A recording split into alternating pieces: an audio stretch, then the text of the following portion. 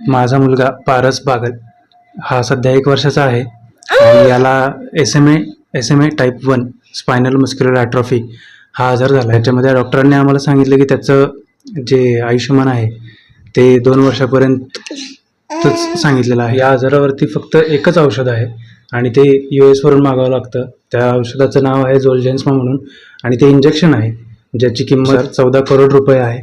सध्या आम्ही त्याच्यासाठी क्राऊड फंडिंग चालू केलं आहे इम्पॅक्ट गुरु या प्लॅटफॉर्म मार्फत. त्याची औषधाची जी किंमत आहे ती खूपच मोठी आहे आणि आम्ही त्याचे आई वडील आजी आजोबा सगळेच आम्ही एका सर्वसामान्य कुटुंबातले असून आम्हाला ही जी किंमत आहे ही प्रत्येकाच्या एक सर्वसामान्य कुटुंबाच्या आवाक्याबाहेरची आहे. त्यामुळे आमची आपल्याला अशी विनंती की आपण सर्वांनी जे आपल्या परीने जी होईल ती मदत करावी.